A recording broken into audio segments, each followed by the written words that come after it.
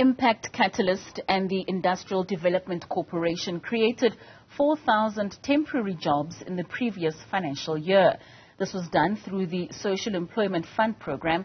This comes amid the high unemployment rate that is recorded at 32.9%. For more on this, we are now joined by Rakesh Mohanlal, Chief Financial and Operating Officer at Impact Catalyst. Mr. Mohanlal, thank you so much for joining us this evening. Now, unemployment seems to be one of our biggest contributors to continuous inequality and poverty in this country. Just take us through the objectives of the Impact Catalyst Social Employment Fund. Yeah, so the fund was for us to provide employment or temporary employment to the community. We stretched our resources to go into the 6 provinces of the 9. We had 21 sites over the 6 provinces effectively that we were providing temporary employment with the aim of skilling individuals on agricultural products, growing of them, as well as some educational facilities in terms of mentorship programs, as well as cleaning up alien vegetation over those respective sites. The aim of that was to create training and to provide individuals an ability to be able to develop themselves, to face the economy and to face permanent jobs within the respective sectors. Now, I mean, you obviously speak of these type of jobs primarily within the agricultural space, and these are temporary jobs that are given to communities. How do you ensure that these skills are then stretched on beyond the temporary jobs in order to ensure lifelong survival skills? So the training that we provide is not only just the basic training. We provide a bit of entrepreneurial training effectively. So when we leave, the individuals over there are able to take over and be able to be sustainable.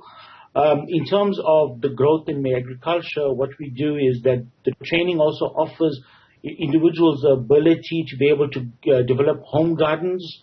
And that over there is able to, create sustainability within family units. Beside that, the impact of the program that was implemented, we had some success with regards to creating permanent employees. We had 400 employees of the participants that ended off in the Kapila community farming and supplying and retail of fresh products. We had another 160 that were absorbed in terms of clearing alien vegetations for private as well as government programs.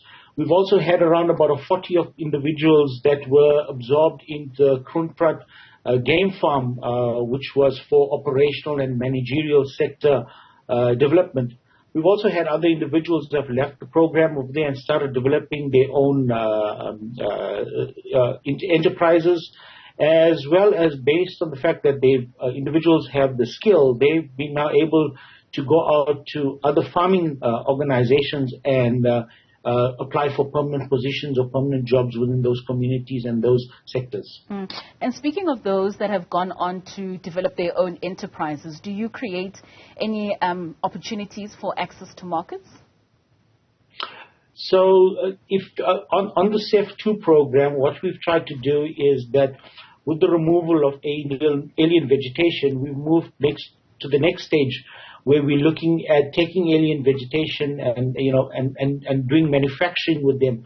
So one of the ideas that's out there is that we take the vegetation and we create a manufacturing facility that's able to make briquettes.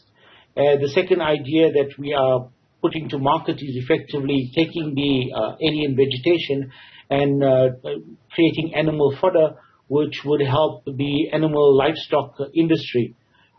In terms of development as well, we're looking at developing individuals that could go into waste management and manage recycling as part of the pipeline process. What are some of the challenges that you've experienced with this program?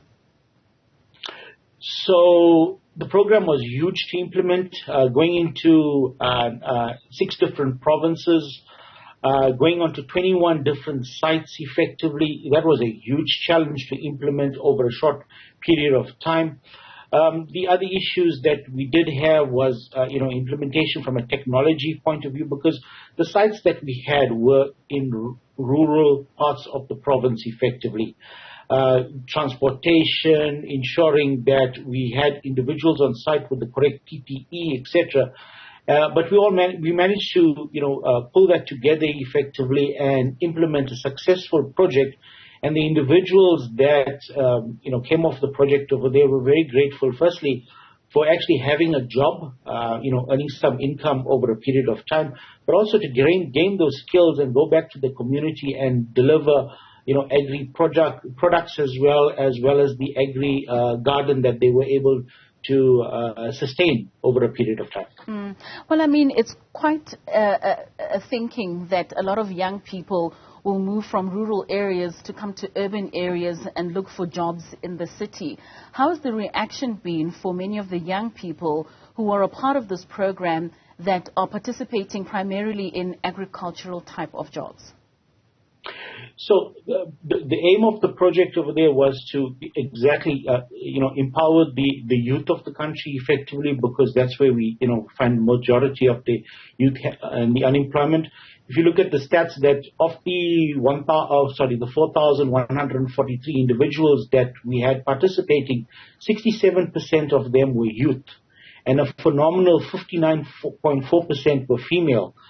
So we were able to, develop and create social economic development at the heart within communities, basically for the youth to be able to sustain those communities that they live in, rather than try to move out into urban areas, but rather to develop the areas and create a socio-economic economy in those areas that will be able to last for a specific time.